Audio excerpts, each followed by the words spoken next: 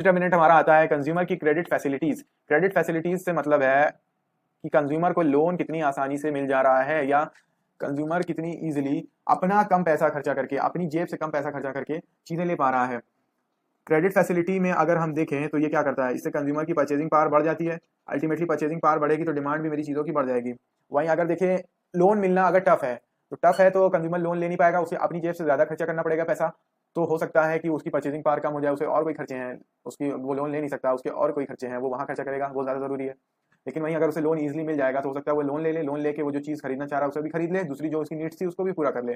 तो अगर मेरी इजी क्रेडिट फैसिलिटीज है, मतलब लोन आसानी से मिल जा रहा है, तो डिमांड मेरी गुड्स की बढ़ जाएगी क्योंकि मेरी परचेजिंग पावर जो है बढ़ जाएगी। लेकिन वहीं अगर मेरी टाइट या स्ट्रिक्ट क्रेडिट पॉलिसी है अगर बैंक्स की कि लोन इतने आसानी से नहीं मिलता है, तो डिमांड मेरी डिक्रीज हो जाएगी आज के समय में।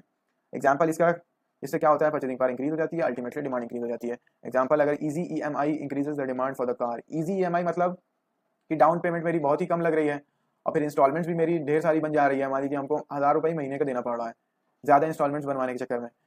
तो क्या हो रहा है कि मेरे लोड कम पड़ रहा है मेरी पॉकेट पे, इस तरह से डाउन पेमेंट भी मुझे कम देनी पड़ रही है, तो मैं कार हो सकता है खरीद लूँ। लेकिन अगला एग्जाम्पल है अब, credit card usage increases the consumer spending. Credit card जेब में रखा है, निकाला, स्वाइप किया, पे किया और चल दिया सामान लेके घर। बाद में पे करना है उनको, मेरी जेब से तो अभी जा नहीं रहा है, तो मेरी परचेजिंग पावर बढ़ गई। क्रेडिट कार्ड मैंने निकाला, टैप किया या स्वाइप किया, पेमेंट किया और सामान लिया और मैं घर चल दिया। तो इससे क्या हुआ, क्रेडिट कार्ड की वजह से लोगों की परचेजिंग पावर बढ़ गई। परचेजिंग पावर के बढ़ने की वजह से क्या हुआ कि लोगों की डिमांड भी बढ़ गई।